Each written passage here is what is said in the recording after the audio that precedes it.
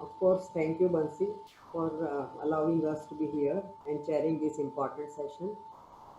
And I am really glad to be chairing this session, which is the topic is gaps in diabetic care, and the chief guest Dr. Akhtar Hussain is delivering this lecture. So he is president-elect of IDF and professor in global health, chronic disease diabetes. He is president of Diabetes Asia Study Group and vice president of IDF in the past. He's a member of the financial committee, chair of the consultative section science, and is a member of Norwegian Diabetic Association and many prestigious associations. And also he is the editor of Journal of Diabetology, and he's a faculty in Nord University, Norway, and he's faculty also in many other prestigious university in Bangladesh and Brazil. So I would request Dr. Akhtar Hussain to start his keynote address. Welcome, Dr. Hussain.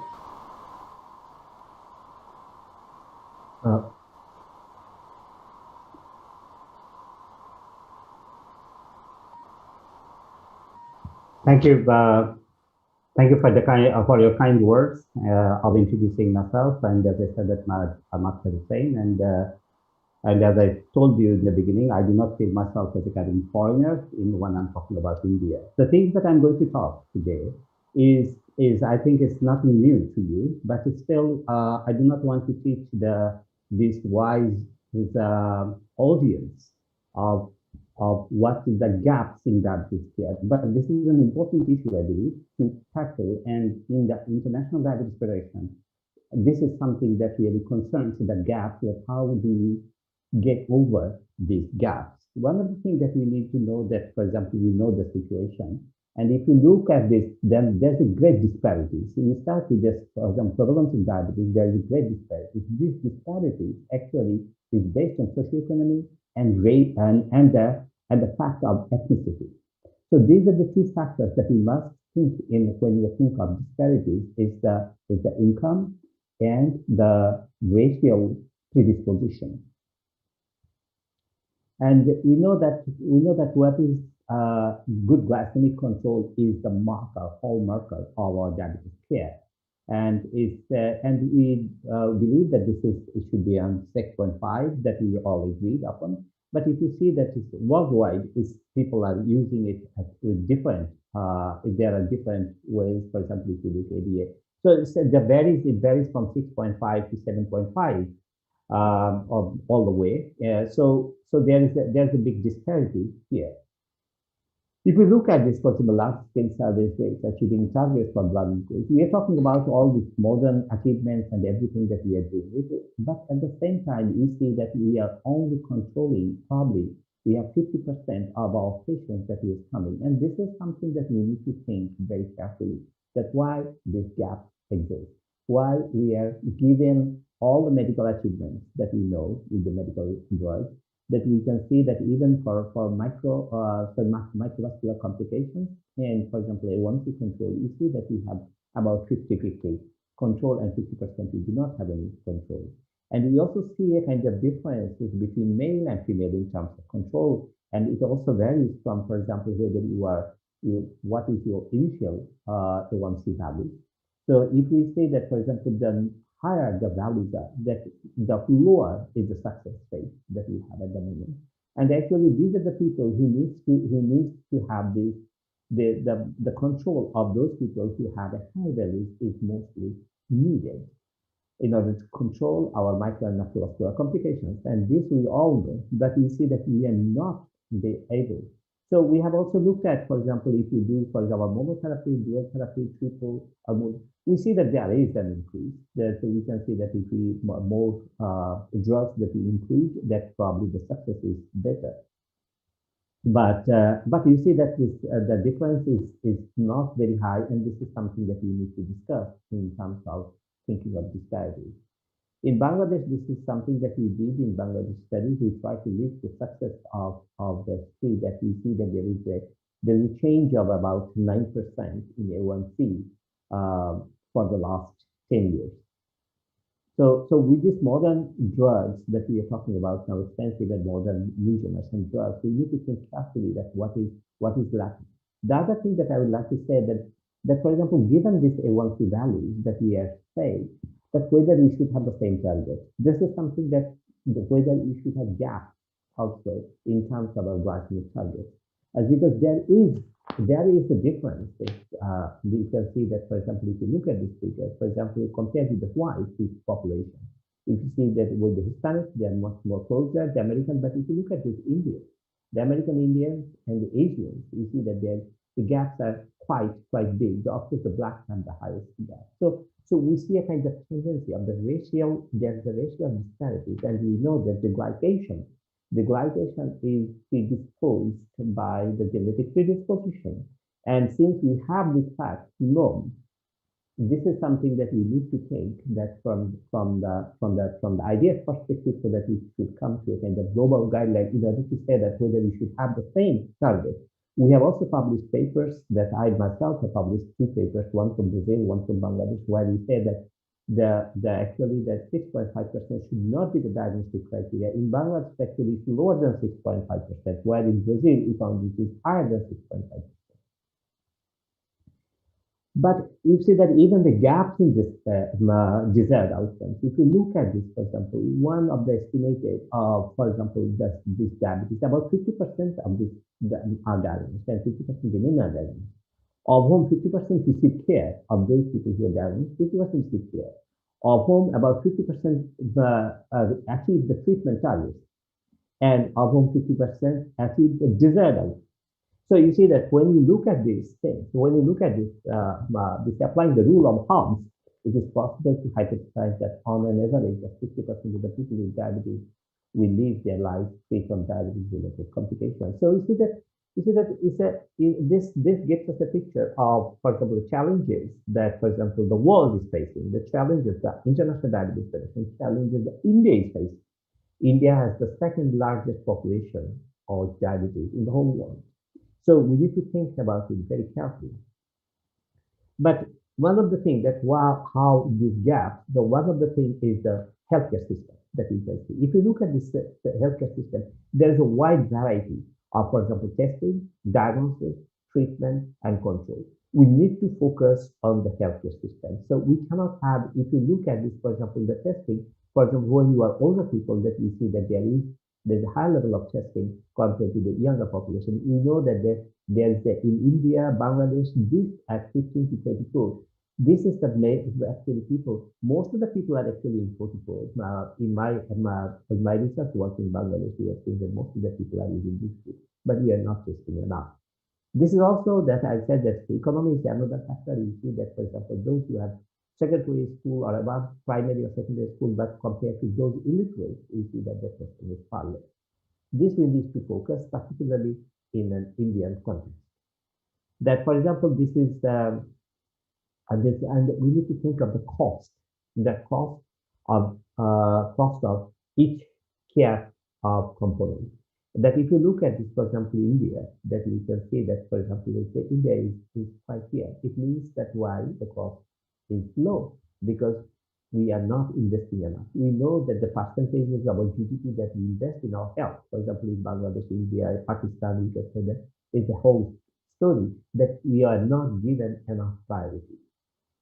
So we need to think of finance, we need to think of the healthcare system, but we can also think of the drugs that is available, that we know that there are, that at this stage, I will not go into this, but for example, sulfonylurea is one of the drugs that we see that this is the newer drug, the new generation of sulfonylurea is showing that it actually reduces the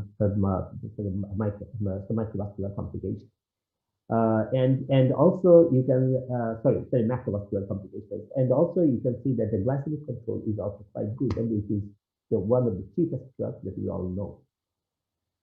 So we need to think the benefits of sulfonylurea was first documented in the Wikipedia study, and intensive the trial found that intensive treatment with sulfonylurea there is some microvascular complications in type 2 diabetes by 25%. You see that is the way we started, but then we talked about hypoglycemia, but we see that now in the newer ones that is important is how family metformin provides the best A1C goal achieved, less than 7% in systematic review of 200. So we have documents, but why we are not unfortunate in fact, especially in the developing world, the opportunity for early intensive intervention is often limited. This is something that we need to identify. We need to, as we said, the testing is very low. That we need to identify the people with diabetes so that we can give the best treatment from its initiation. The guidelines, and the other most important factor is the guidelines. If you look at these guidelines, because the guidelines is actually helping us, that how we treat, how we identify, how we. So if you look at this, for example, that these are the, for example, countries. Sorry, that is these are the this is the low poor countries, the medium income countries, and the rich countries. You see the surveillance, for example, in prevention, that diabetes mellitus in poor countries, for example, in diabetes, for example, is quite low compared to, for example, surveillance. For example, why is it? Because most of the time that our treatment, our guideline is influenced by the donation that comes from outside, and that is why. So there is no problem in the guidelines. We have a huge number of guidelines, but what we see in the guidelines that the WHO is saying that there is more than 4,000 guidelines.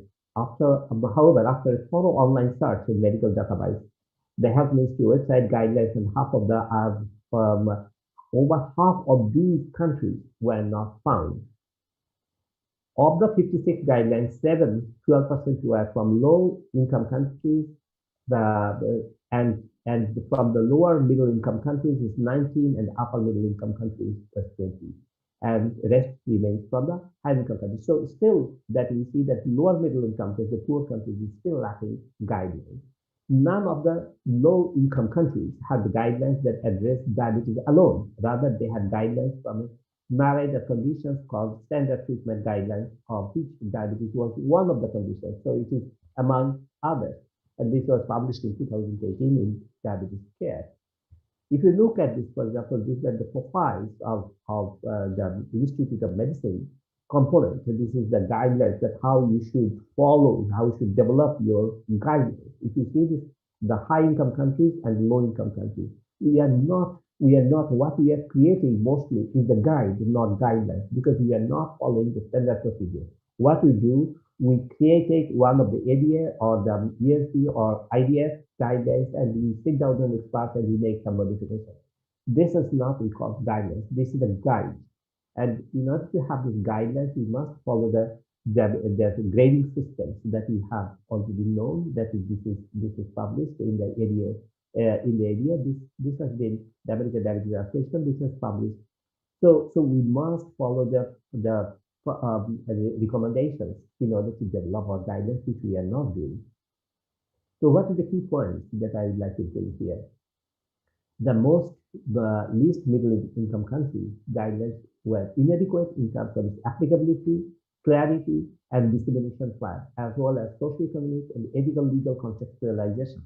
That we see that our ethical system, our ethical situation is different, somewhat different compared to the European ethical guidelines. So we cannot uncritically apply the ethical and legal conditions that exist in Europe.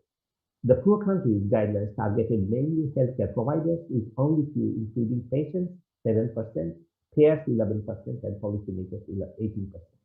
We must change these things. And compared with the rich countries, high-income countries guidelines, the spectrum of diabetes clinical care addressed by poor countries was narrow. Most guidelines for the poor countries complied with less than half of the Institute of Medicine standards, and 12% of the LIC guidelines satisfying at least 4 high-income criteria, as opposed to 60% of the high-income countries. So it says, and this is the statistical significance. So we must, again, we said that we must adhere to the standards of guidelines. I'm very much in favor of developing national and ethnic-based guidelines, but we must do it in the proper way.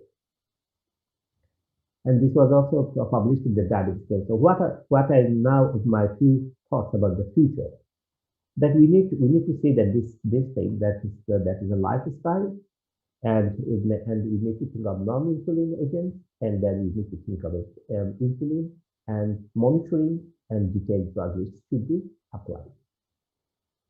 So global guidelines are lacking context-specific recommendations related to diabetes phenotypes in different populations. As we have said that the Asian phenotypes, as we have mentioned many times, that the international guidelines are lacking. So I think that the time of global guidelines is coming to an end. We must have the guidelines based on this context, which is as I said, the financial situation, the healthcare system, and the phenotypes of different populations. A pragmatic approach related to the limited resource needs to be considered, especially when doctors recommend newer drugs as add-on treatment in patients such as those at high risk of cardiovascular and or compromised renal events. So we need to think of that how we go for this add-on treatments. Now I know that it is important because we have documentation. We must rely on documentation, and the documentation should be the guidelines. But I'm not against using the add-on. I know that there are some people. I had a lot of discussion with some colleagues in the IDF as well. So they think that when you, I'm very much in favor that we should be based on evidence, no matter whether it's rich or poor. But what we need to have that for example, what we need to have thinking that whether we can have also a suggestion that an informed decision is the patient. The informed decision is the patient is important. And the other thing is this, that whether we can come up with a cheaper drugs which has relative comparable effect. There is, as said, that increasing evidence suggests that second generation sulfonylurea is efficient in glycemic control and also beneficial effect on microvascular and macrovascular outcomes and less hypoglycemia than full interventional agents. And this needs to be carefully think of. Therefore, this may a choice in resource-constrained societies, and especially in lean diabetes. As we know that in Bangladesh, and also I also know that West Bengal of India, we have published papers on lean diabetes. And we see that in lean diabetes in population, that actually the secondary defect is the biggest problem there. So individualized management of diabetes in case of expensive drugs, the benefit, cost, and benefit should be properly explained. Alternative cheaper drugs with comparable efficacy should be included, and informed decision should be made. Patient education must be an integral part of the diabetes management, and patient must be empowered to take control of his heart management program. And efforts for prevention remain rudimentary in most of the developing countries. And this is something that I would like to emphasize, that in most developing countries, that we think that doctors think that prevention is not the doctor's job, and this is a misconception. The treatment of diabetes is actually prevention. When you have the condition, you cannot treat it. You can make it to live with it. You can treat it to control it, but you cannot prevent it. You cannot make them cure. You cannot get rid of the diabetes. So I think that doctors' intervention, and this is important for the policymakers. I think the policymakers, if they don't see the doctors, the policymakers in our part of the world, I'm not talking about Europe, in our part of the world, the policymakers are less important. With these words, I would like to say, Dhanyabad and thank you.